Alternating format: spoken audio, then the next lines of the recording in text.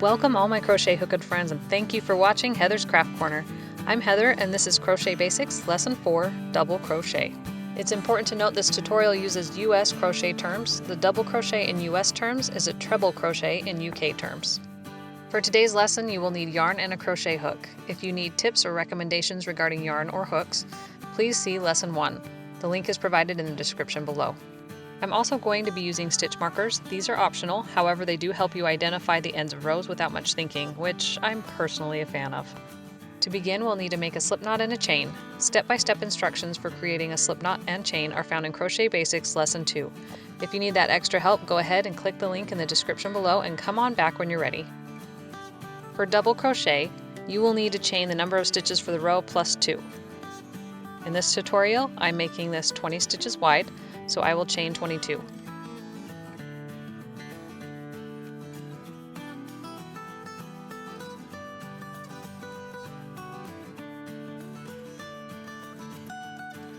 If you need to count your chains as you go, you can either count the V's on the top of the chain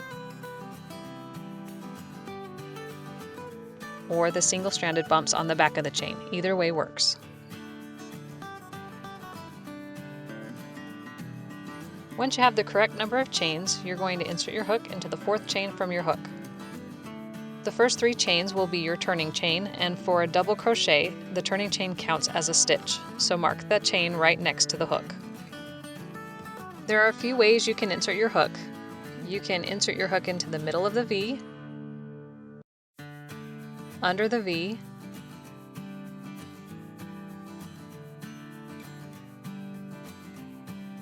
or my favorite, into the back bump.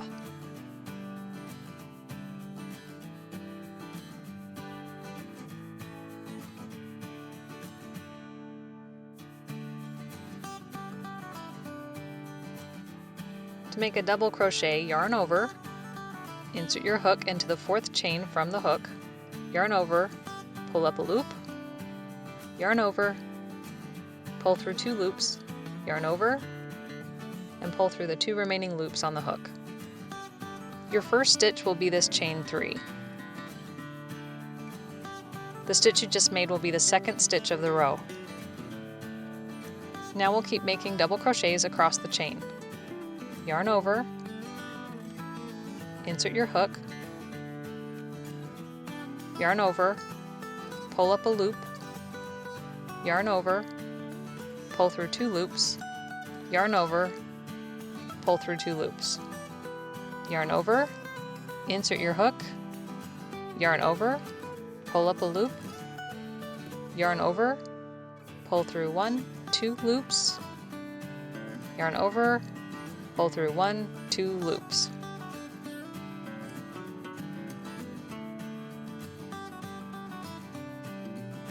As you continue across, make sure your chain doesn't turn and get all twisted. You'll want to make sure that it is straight. Now we're to our last 2 chains. We'll yarn over and work another double crochet.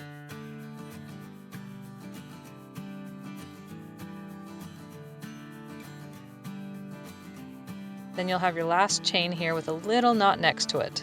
That's your slip knot. Don't try to crochet into it or you'll just get frustrated.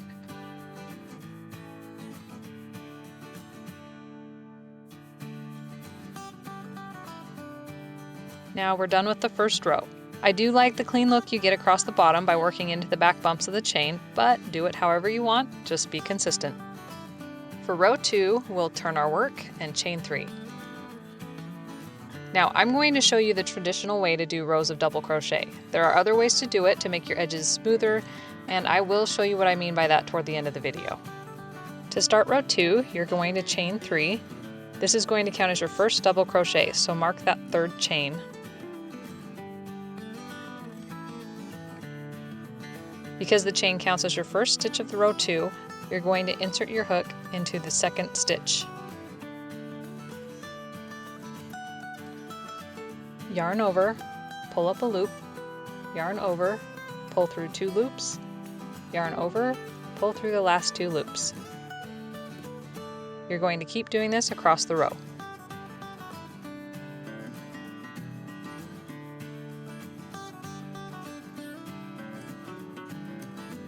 You're going to want to make sure you go all the way to the end of the row, working into the top of that chain 3.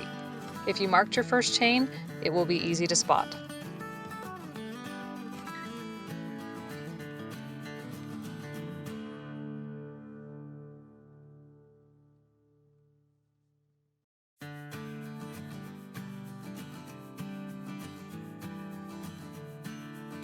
We'll continue on by turning our work.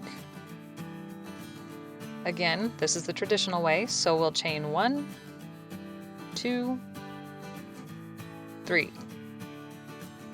The chain 3 counts as the first stitch, so mark the top chain. Yarn over, insert your hook not into the first stitch, but into the second stitch. Remember, the chain 3 is your first stitch. So you're going to insert into the second stitch of the row.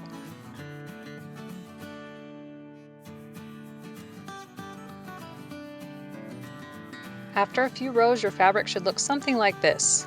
If done correctly, it will have straight edges on the sides and across the top and bottom.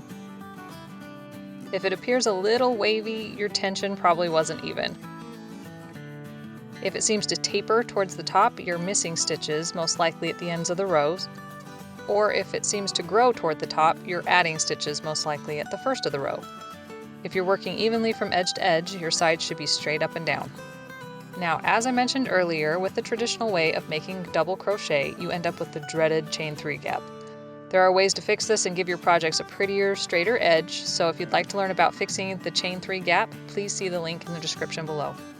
I hope you enjoyed this video from our left-handed series, because even though they're a little backwards, lefties are people too. Thank you for watching. Don't forget to support my channel by hitting subscribe and ringing the bell. If you like this video, please like or comment below. I hope you'll join me for lesson 5 of Crochet Basics. Happy crocheting!